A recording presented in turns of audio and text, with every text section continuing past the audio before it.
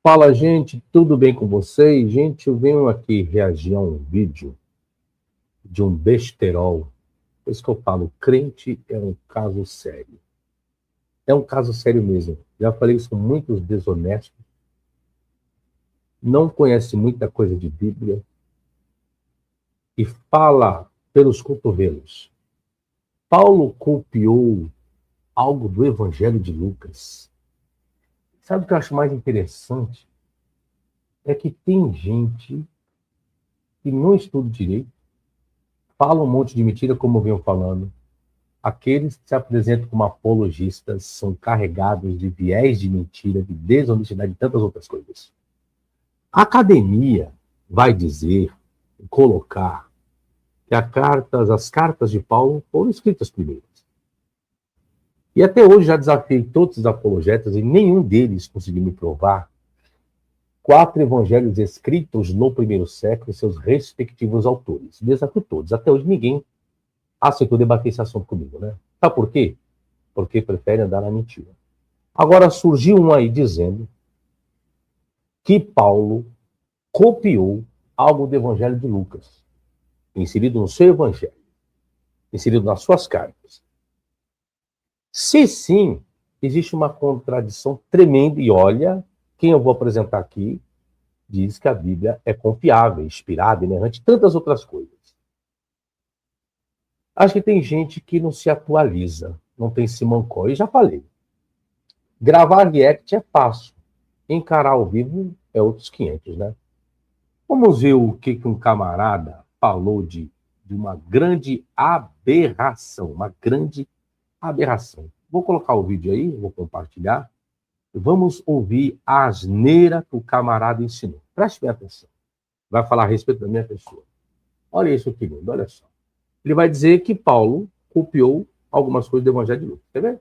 E falar que o próprio Paulo cita o Evangelho de Lucas. O próprio Paulo cita o Evangelho de Lucas. Está colocando que o Evangelho de Lucas foi escrito antes das cartas de Paulo. Olha isso. Lá em 1 Timóteo 5,18. Fundamento dele, 1 Timóteo 5,18. Só tem um problema desse apologista aí. Ele esqueceu que a Epístola de Timóteo é pseudepígrafa, que não é de Paulo, que é o consenso acadêmico.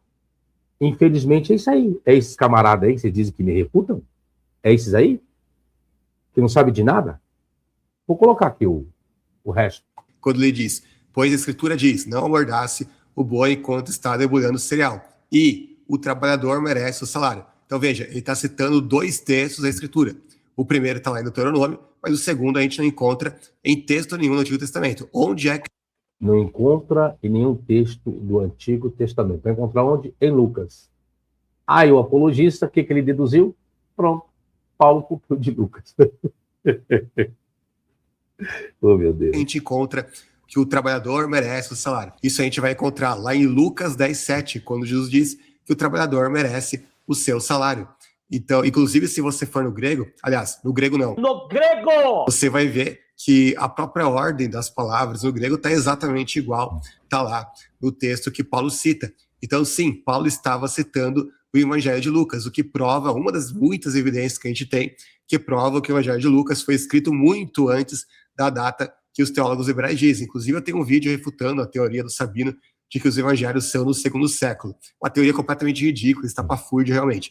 Na verdade, tudo indica que o Evangelho de Lucas foi escrito antes mesmo das cartas de Paulo, pelo menos a maior parte delas. Então, quando Paulo escreveu, ele já conhecia o Evangelho de Lucas, como também já devia conhecer outros evangelhos. Consequentemente, ele já sabia do nascimento virginal, porque se ele citava Lucas e Lucas traz o nascimento virginal, então Paulo conhecia o nascimento virginal e ele nunca se opôs a essa doutrina. Então, ironicamente, aquilo que o Sabino argumenta vai contra ele, né? Porque ele argumenta aqui que Paulo não conhecia os evangelhos, então, na verdade, essa doutrina do nascimento virginal ela surgiu no período posterior a Paulo, sendo que, na verdade, é o contrário. Paulo que escreve depois dos evangelhos que narram o nascimento virginal. Então, essa doutrina já era amplamente conhecida e corrente na época dele, e ele nunca se opôs a ela. E justamente porque não tinha ninguém que se opunha a essa doutrina naquela época, que ele não precisou escrever explicitamente sobre isso. E assim, gente... Isso é achismo, tá, gente? Tudo que ele está falando é achismo. Não tem fundamento nenhum. Nenhum fundamento. Achismo. Vamos lá? Eu realmente gostaria de comentar mais coisas desse debate. Bom, enfim, essa aberração. Vamos dar uma aula aqui? Vamos dar uma aula? Vamos dar uma aula porque pessoas incapacitadas, né? Não tem fundamento nenhum. Vocês viram que foi achismo. Aula é isso aqui agora. Paulo citou algum evangelho? Alguns apologistas dizem que Paulo, em suas cartas, fez menção dos evangelhos escritos em seu período. Argumentação do idiota aí. Mas será que procede a informação? Um bom exemplo, se vê no segundo enunciado abaixo, onde, ao que parece, coincide quase literalmente com Lucas 10:7. 1 Timóteo 5,18 diz assim: porque diz a Escritura, não ligarás a boca ao boi que debulha, e digno é o obreiro do seu salário. Mateus 10:10 diz assim: nem alforge para o caminho, nem duas túnicas, nem sandálias, nem bordão, porque digno é o operário do seu alimento. Ok. E ficai na casa, comendo e bebendo do que estiverem, pois digno é o obreiro de seu salário. Não andeis de casa em casa. Chama a atenção, é a parte isolada de uma expressão. Hein? Parte isolada de uma expressão, totalmente fora de contexto, enfim. Diante disso, a interpretação apologética sustentou o quê? Como esse camarada aí. Lucas já estava redigido e circulando. O autor de 1 Timóteo o conhecia como escritura.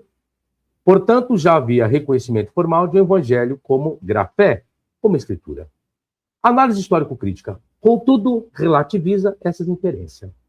Estudiosos alegaram que a expressão escritura significava apenas o Antigo Testamento para os cristãos até o final do segundo século.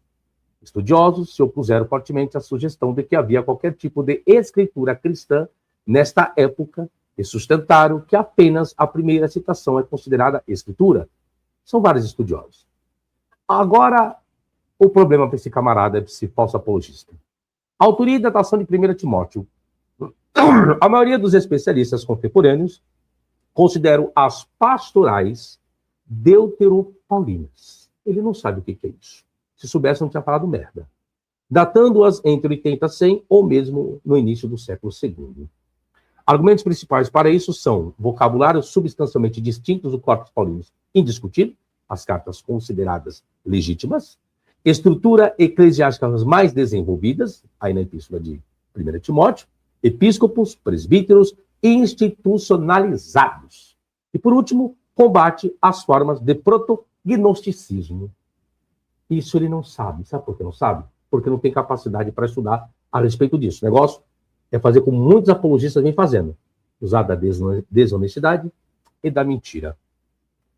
Autêntico ou não? Se 1 Timóteo não for autêntica de Paulo, como sustenta parte significativa da crítica histórico-literária contemporânea? Então, sua composição deve ser situada no final do século I ou início do século II. Nesse cenário, o texto já pertencia a um contexto eclesial pós-apostólico, no qual tradições evangélicas escritas, possivelmente os próprios evangelhos sinóticos, estariam em circulação mais ampla. Quando? Quando o autor, que não foi Paulo de 1 Timóteo, escreve a epístola. E aí, lógico, se tem alguma coisa circulando, ele vai lá e faz um. Só como o camarada não sabe disso, do que é o consenso acadêmico a respeito do que foi de Paulo e do que não é de Paulo, ele não sabe. Então, na cabeça dele, Paulo escreveu a epístola de 1 Timóteo e citou o Evangelho de Lucas. Mas quem falou para você que foi Paulo que escreveu a primeira epístola de Timóteo? Se tivesse estudado, não passaria vergonha agora, né? Assim, o uso apologético de 1 Timóteo 5,18 como evidência de reconhecimento do evangelho escrito ainda no tempo de Paulo torna-se metodologicamente problemático. Se a epístola é deuteropaulina, então ela reflete uma etapa posterior da tradição cristã, quando a autoridade textual dos evangelhos já começava a se consolidar em algumas comunidades, enfraquecendo o argumento de que o reconhecimento formal de um evangelho como grafe ocorreu ainda durante a vida do apóstolo. O grego, nós temos o grego. Onde está a diferença aí mesmo? Onde está a diferença aí entre 1 Timóteo, Mateus e Lucas? A palavra misto, que Mateus 10:10 traz trofes e Lucas traz misto.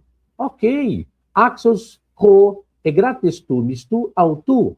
Axos gar ro egrates tes profes autu. Uma variante. Aqui chama-se de variante. Aqui chama-se de variante. Axios garro e gratestumis tu autu. Qual a fonte? Embora o versículo apresente correspondência verbal notável com Lucas, especialmente na cláusula axio e gratestumis tu autu, digno ao trabalhador do seu salário, o texto não identifica explicitamente a fonte como evangelho segundo Lucas. Identifica? Identifica? Não, né? Não, né? Mas na cabeça do apologista tem que fazer isso. Tá? Porque isso é uma correspondência verbal, aí então pegou de fulano de tal. É só que era algo comum. A oralidade do mesmo assunto era algo comum, tanto para Mateus como para Lucas. O que você tem são variações. Uma variante. Só que na cabeça do demente, que não sabe de nada, não copiou de Lucas. Aqui trata-se de uma oralidade do que era comum. Por isso que Mateus e Lucas trazem a mesma oralidade, porém com variações diferentes. Não estudou, né? O texto não identifica, ok. A introdução por meio da forma lege, gar, regrafe, pois a escritura diz, não especifica qual obra foi citada.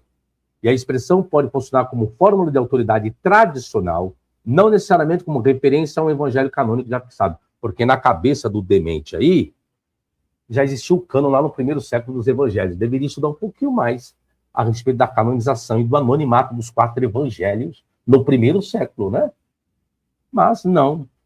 Paulo conhecia evangelhos escritos no primeiro século e seus respectivos autores? Me prove. Se os pais das... Bom, deixa para lá que eu não vou nem começar aqui, porque eu não vou perder muito meu tempo com baboseira, não. Vamos lá? Além disso, as palavras possuem forma paralela com Mateus, o que indica que o dito circulava como tradição independente antes mesmo da redação final dos evangelhos, filho. Deixa de ser burro, deixa de ser ignorante, vai estudar um pouquinho mais. Debater comigo ao vivo não quer debater nos podcasts da vida, né? Não é isso? Vai, te desafio, vamos. Vamos debater. Paulo conhecia evangelhos escritos? Paulo dependeu de evangelhos escritos? Vamos. Eu lhe desafio. Nos podcasts, já está vindo para cá para debater, então venha. Por que não aceita? Sabe por que não aceita? Porque você é um bunda mole, tá? Aí, lógico, falar só da minha pessoa é fácil. Refutar os argumentos com fundamentação e não com achismo, aí você é incapaz. A diferença lexical entre mistos, que é salário, em Lucas, e trofé, alimento, sustento em Mateus, sugere fluidez na transmissão típica de tradição oral pré-redacional. Tal variação é compatível com a hipótese de que o dito pertenceu a um extrato anterior comum, frequentemente associado à chamada fonte que, ou à tradição catequética missionária primitiva. Ele não sabe disso. A forma proverbial da expressão apresenta a estrutura sapiencial concisa, característica de máximas itinerantes empregadas em contexto de instrução prática. A literatura judaica, não vou nem ler isso aqui. Diante disso, a hipótese de dependência literária direta de Lucas por parte do autor de 1 Timóteo não pode ser demonstrada de maneira conclusiva. A coincidência verbal pode ser explicada alternativamente pela circulação de tradição oral comum anterior à redação lucana, ou mesmo por acesso a uma coleção de palavras independentes. Que é isso que Lucas vai fazer. Segundo o Evangelho de Lucas em seu prólogo, ele vai compor seu evangelho com base em quê? Com base naquilo que muitos já tinham escrito. Só que na cabeça do apologista, não, Paulo dependeu de Lucas. Só que Lucas está dizendo que quando ele vai compor seu evangelho, dependeu de muitos que já estavam escrevendo. Que ponto chega a ignorância do ser humano? Aí na cabeça do apologista, não dependeu de Lucas. Ah, não pode ter dependido dos muitos? O qual Lucas dependeu? Consegue provar o contrário agora? Não, né? Esqueceu dessa do próprio prólogo de Lucas? Muitos já estavam escrevendo. Só que na cabeça do falso apologista que não sabe de nada, lógico, os crentes que acompanham dele também não estudam, aí tem que estar comendo essas merdas, esses besteróis. Continuo. Mais uma reputaçãozinha para vocês, tá? Para achar que esse é o meu bambambam. Só que me enfrentar ao vivo em podcast não me enfrenta não, viu? Porque não é homem não. Não tem cunhão para isso não. Tá? O desafio tá feito aí, tá? Tá feito. Vai correr? Lógico que vai correr. Sempre correu. Vamos lá. O uso da palavra grafé é escritura. A construção legegar, regrafé, porque diz a escritura, introduz duas citações coordenadas por Caio. Primeiro, Deuteronômio 25:4, e o segundo, a expressão digna ao trabalhador do seu salário.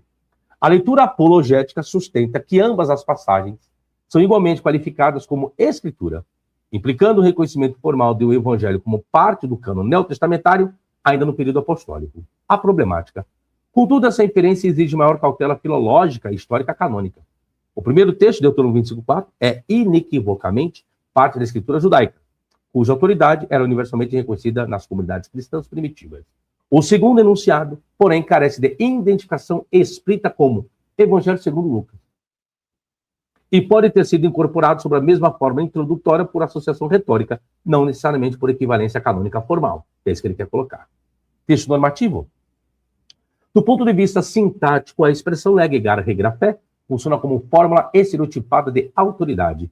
O uso do artigo definido, o regrafé, no singular, não exige a existência de um cano fechado nos moldes posteriores, mas frequentemente designa o conjunto funcional de textos reconhecidos como normativos em determinado contexto comunitário. A patrística, vamos para piorar. Ademais, exemplos patrísticos do segundo século mostram que a aplicação do termo grafé, escritura, a escritos cristãos ocorreu de maneira gradual e não uniforme, só que na cabeça dele não, já existia. Em autores como Justino Mártir, por exemplo, os memoriais dos apóstolos são lidos liturgicamente ao lado dos profetas, mas o vocabulário técnico de cânon ainda não estava plenamente estabilizado. Só que na cabeça ele vai falar que memoriais dos apóstolos, né? Vai colocar quem? Memoriais dos apóstolos, apenas 4? Eu não sabia que Marcos e Lucas foram apóstolos, mas tudo bem, mas na cabeça desse camarada é isso, tá? A retroprojeção anacrônica, afirmar que 1 Timóteo 5,18 demonstra reconhecimento formal do evangelho escrito como parte de um cano neotestamentário já definido, é o que ele coloca, pressupõe uma retroprojeção anacrônica. No horizonte dos primeiros e segundo séculos, a escritura era a categoria funcional e relacional, não ainda um corpus fechado juridicamente delimitado. Vamos lá? Se 1 Timóteo for datado entre 80 e 100 depois de Cristo, como sustenta parcela expressiva da crítica contemporânea, então sua composição ocorre em período no qual o Evangelho de Lucas, geralmente situado entre 80 e 90, já poderia estar redigido e em circulação em determinadas comunidades. Nesse cenário, a eventual correspondência entre 1 Timóteo e Lucas não seria cronologicamente problemática, realmente não seria, que é o que a academia coloca, que 1 Timóteo é escrito entre 80 e 100, e o Evangelho de Lucas, 80 e 90. Só tem um problema aí. Nesse período, Paulo não estava vivo. Está vendo como que é burrice? É assim que refuta. Com fundamentação. Use a academia. Prove. Prove. Crítica contemporânea. Crítica contemporânea. Vai lá.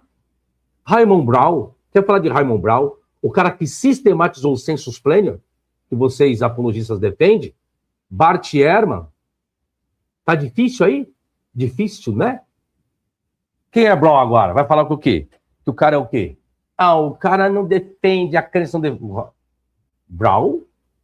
Não. É ele que sistematizou o tal do sensus plenior, que tem um significado profundo. É o que ele está dizendo. É ele que está dizendo.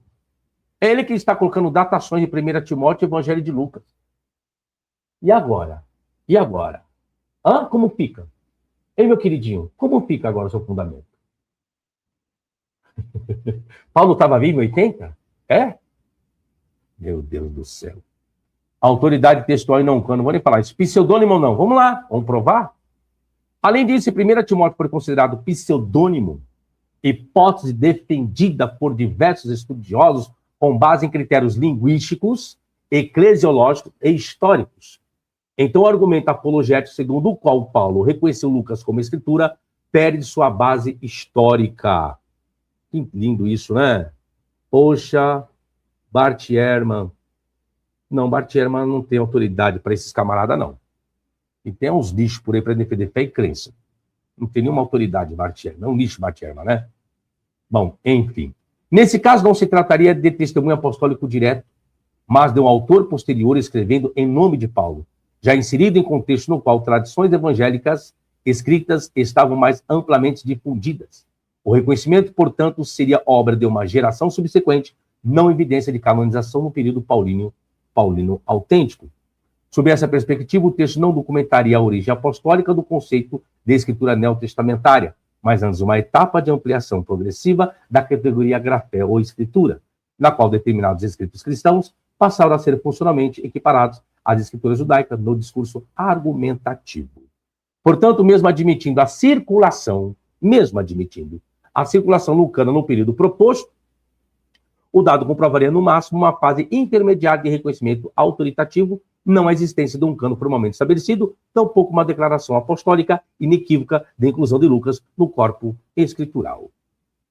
Vamos falar da recepção patrística, ausência de conclusão canônica imediata? Não. Falar do caso de Eurípides sobre isso aí? Vamos lá.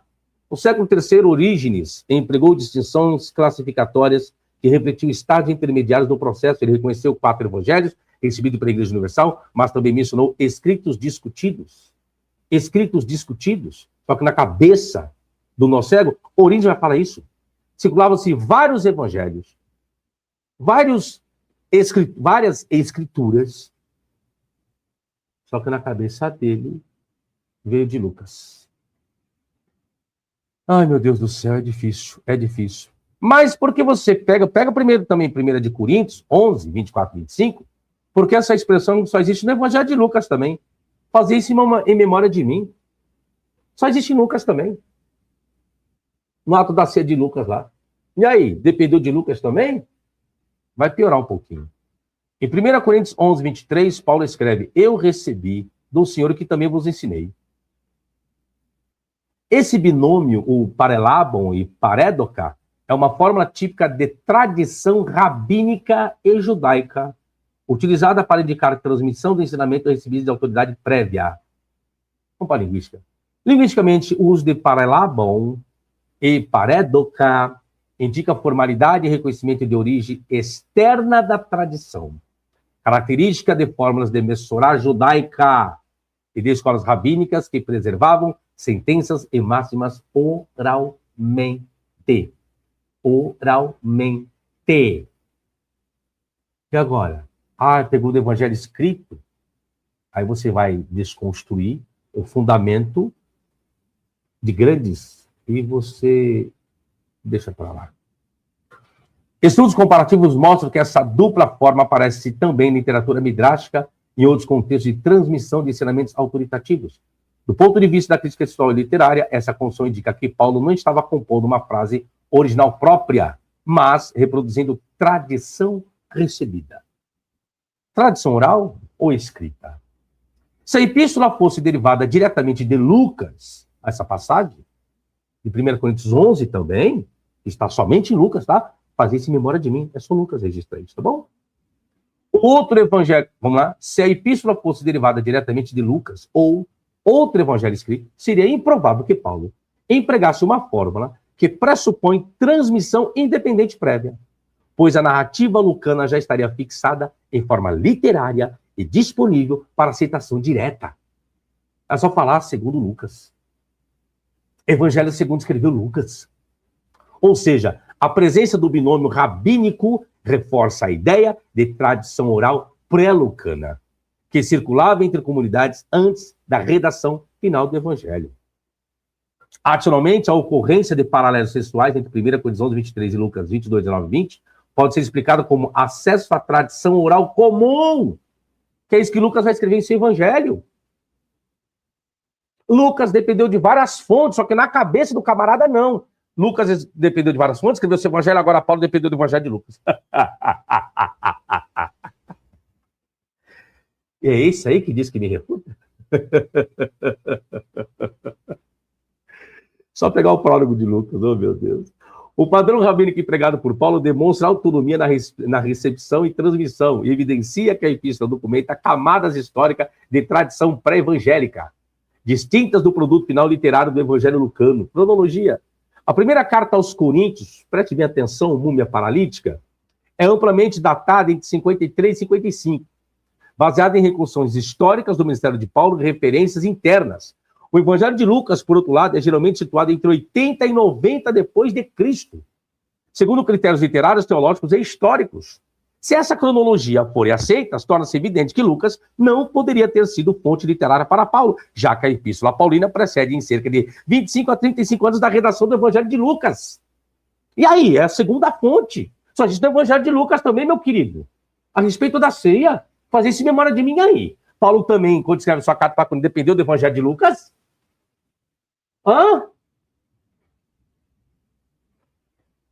Tinha esquecido desse texto? Esqueceu pelo visto, né?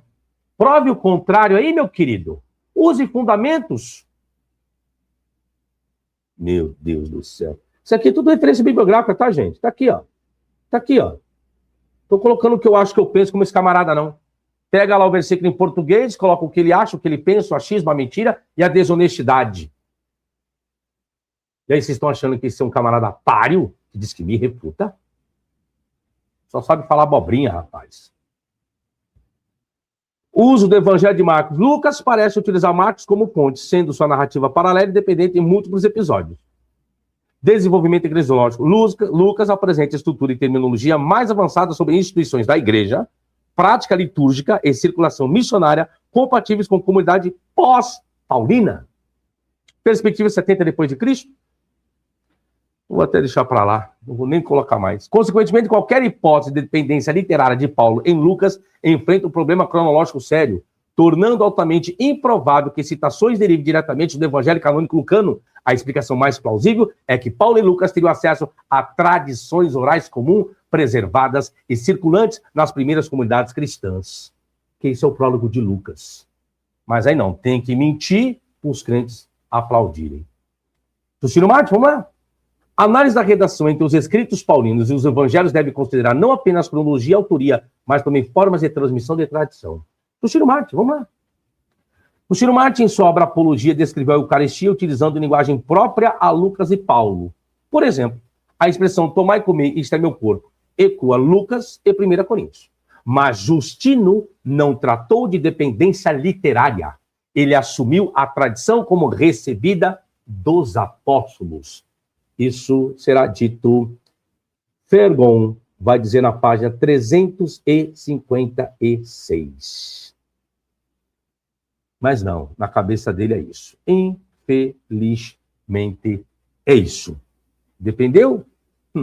Comparando a linguagem de Lucas e Paulo, observa-se que Justino preservou estrutura, léxico e sequência narrativa, mas sem reproduzir texto escrito de Lucas.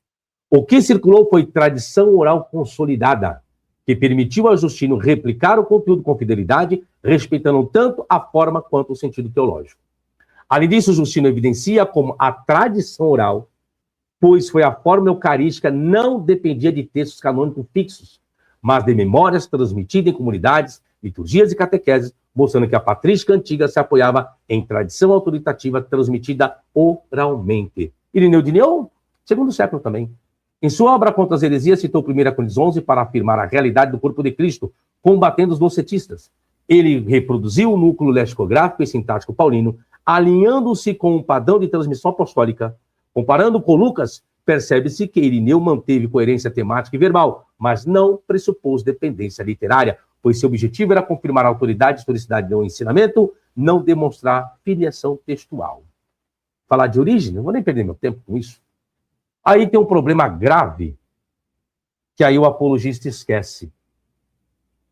Como ele detém de inspiração, inerrância e confiabilidade, que a Bíblia é confiável, olha o erro qual ele caiu. A própria Bíblia vai refutá-lo agora. O seu próprio Paulo, que você falou que dependeu do evangelho escrito de Lucas, vai refutá-lo agora. O seu Paulo deve ser um mentiroso. Olha, gente, eu escrevi um livro aqui, Paulo, personagem polêmico do Novo Testamento, uma análise crítica das cartas de Paulo, mais de 800 páginas. Olha no erro que esse camarada caiu. Vamos concordar, preste bem atenção, vamos colocar que Paulo escreveu 1 de Timóteo, capítulo 5, versículo 18, e dependeu do evangelho de Lucas, conforme afirmou o apologista aí. Eu pergunto, Paulo escreveu por inspiração? Todos dirão que sim, ainda mais esse. Então, Paulo se contrariou. Por quê, professor? Olha isso daqui, ó. ele esqueceu desse detalhe. Preste atenção à contradição. E para eles não há contradição, tá? Paulo disse assim em Gálatas 1, 11 e 12. Mas faço-vos saber, irmãos, que o evangelho que por mim foi anunciado não é segundo os homens. E agora? E agora? Não é segundo os homens. Como então Paulo pôde depender do evangelho de um homem? E para piorar, o próximo versículo, porque não o recebi, nem aprendi de homem algum, mas pela revelação de Jesus Cristo. Eu não vou nem fazer a análise exegética que eu tenho aqui. Não vou nem fazer isso. Só leitura no português já é o suficiente para esse camarada abaixar um pouco a bolinha dele. Aliás, a expressão não aprendeu. A cláusula rute edidaxten reforça a negação iniciada com udegar ego para antropo parelabo, autor, ampliando-a por paralelismo retórico. O verbo didático no aoristo passivo indica a recepção formal de instrução. Sua negação exclui que Paulo tenha aprendido o evangelho por mediação humana. Do ponto de vista sintático, o encadamento rude ute alá estabelece uma progressão lógica. Nega-se origem humana, nega-se o processo pedagógico humano, afirma-se positivamente a origem revelacional. Assim, tute didaxten não apenas repete a ideia anterior, mas especifica que o evangelho paulino não provém de transmissão didática ordinária. A negação é abrangente, exclui tanto tradição informal quanto instrução formal como fonte determinante de mensagem. Aí eu pergunto, Paulo dependeu do evangelho de Lucas escrito para compor 1 Timóteo 5,18, colocando que foi Paulo que escreveu 1 Timóteo 5,18. Só que você esqueceu desse detalhe, né? Não foi Paulo que escreveu 1 Timóteo. E as fontes aqui é oralidade comum. Só muda a variação. Apenas isso. Vai estudar um pouquinho mais que é melhor? Antes de ficar aí falando um monte de mentira, besteiras, desonestidade, papagaiada. É a única coisa que você sabe fazer. Eu tenho vergonha de ver pessoas desse tipinho e um monte de gente aplaudindo, achando que está abafando sem fundamentação nenhuma.